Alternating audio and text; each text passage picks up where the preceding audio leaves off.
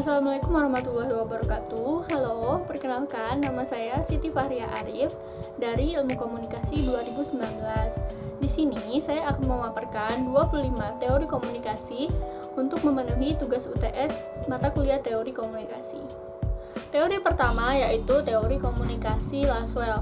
Teori ini dikemukakan oleh Harold Lasswell pada tahun 1948.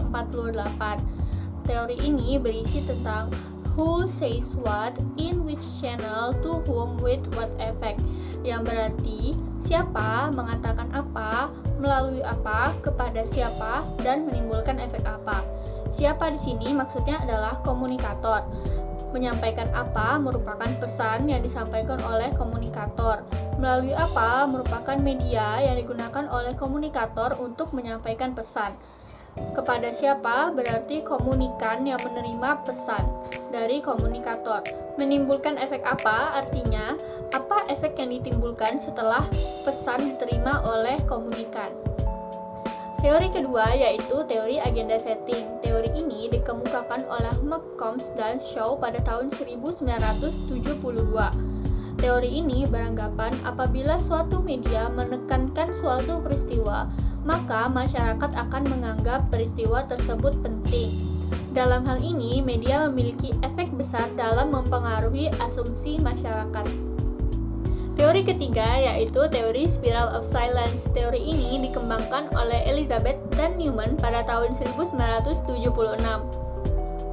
Teori ini menjelaskan bahwa terbentuknya suatu pendapat umum dalam masyarakat ditentukan oleh proses saling mempengaruhi antara komunikasi massa, komunikasi antar pribadi, serta persepsi masing-masing individu dan hubungannya dengan orang lain dalam masyarakat. Teori keempat adalah teori kultivasi yang dikembangkan oleh George Gardner. Teori ini membahas tentang efek komunikasi massa. Menurut teori ini, media massa memiliki efek yang bersifat kumulatif serta lebih berpengaruh kepada tatanan sosial budaya masyarakat dibandingkan personal seseorang. Teori kelima adalah teori inokulasi yang dikembangkan oleh McGill.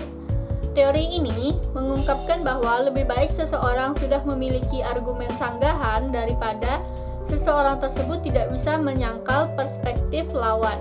Teori keenam yaitu teori uses and gratification yang dikembangkan oleh Blumer dan Coates pada tahun 1974. Teori ini beranggapan bahwa pengguna media memiliki peran aktif dalam memilih media yang akan ia gunakan, sehingga pengguna media menjadi pihak utama dalam proses komunikasi.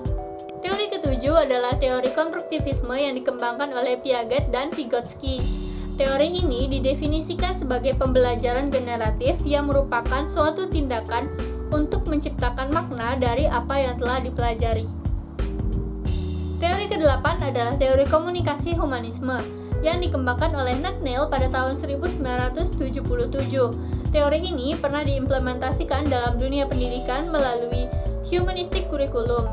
Humanistic curriculum berisi tentang pembagian pengawasan serta tanggung jawab bersama antar peserta didik dengan harapan nantinya para peserta didik ini dapat menyesuaikannya dalam kehidupan bermasyarakat.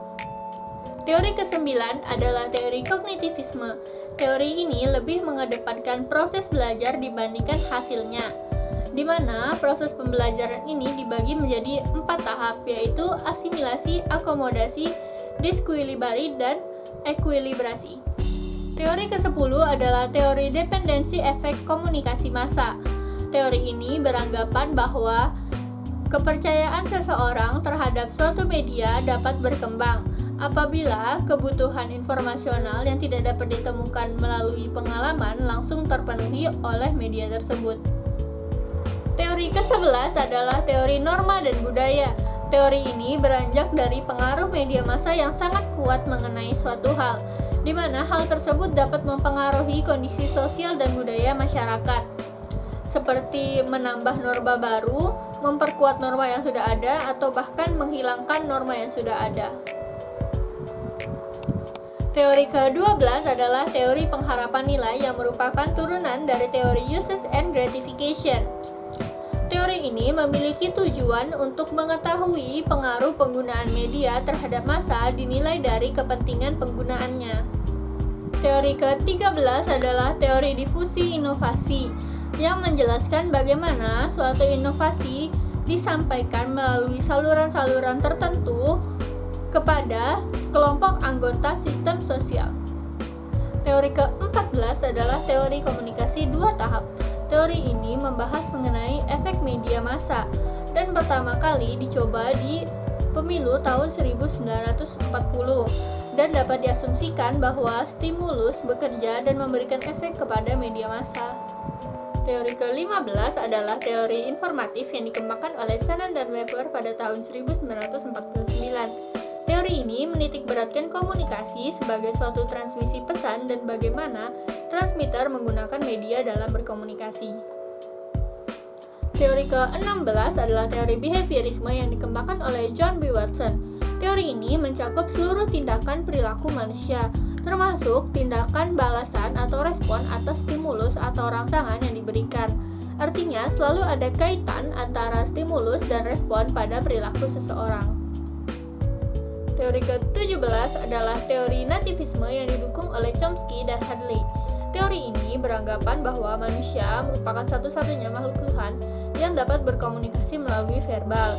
Di sisi lain, bahasa merupakan sesuatu yang sangat kompleks sehingga manusia senantiasa mempelajarinya agar bisa berkomunikasi dengan makhluk Tuhan yang lain. Teori ke-18 adalah teori sibernetik yang dikembangkan oleh Wiener pada tahun 1945. Teori ini merupakan suatu sistem pengontrol yang didasarkan pada komunikasi antara sistem dengan lingkungan maupun antara sistem dengan sistem itu sendiri. Teori ke-19 adalah teori ketergantungan yang dikemukakan oleh Sandra Bell-Rokich dan Melvin Dafler pada tahun 1976. Teori ini memiliki fokus pada kondisi struktural masyarakat yang cenderung mudah dipengaruhi oleh media massa. Teori ke-20 adalah teori belajar sosial yang dicetuskan oleh Bandura pada tahun 1925. Dalam teori ini terdapat 4 tahapan pembelajaran sosial. Tahapan pertama, pembelajaran sosial dilakukan karena adanya perhatian dari individu. Tahapan kedua, pembelajaran sosial dilakukan atas dasar ingatan seseorang. Tahapan ketiga, pembelajaran sosial dilakukan melalui tindakan.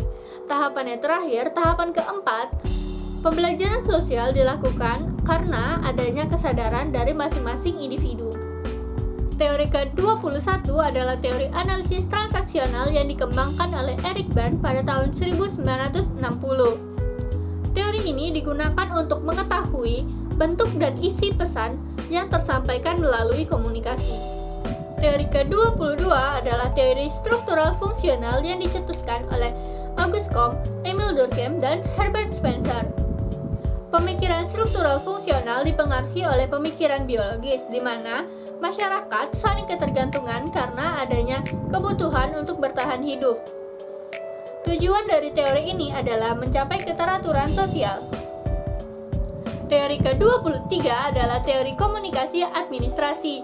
Teori ini merupakan proses penyampaian pesan secara timbal balik antar anggota dengan tujuan menciptakan rasa saling pengertian dalam rangka mencapai tujuan organisasi secara efektif dan efisien. Teori ke-24 adalah teori standpoint atau teori sikap yang dikemukakan oleh Wood J.T. pada tahun 1982.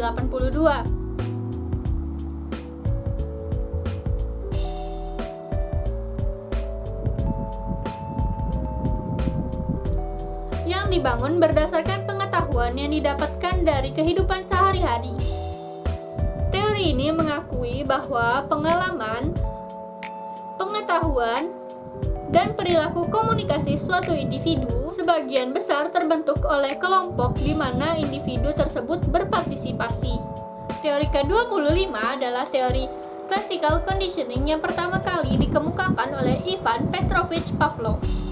Menurut teori ini, belajar merupakan proses perubahan yang terjadi karena adanya syarat-syarat atau condition.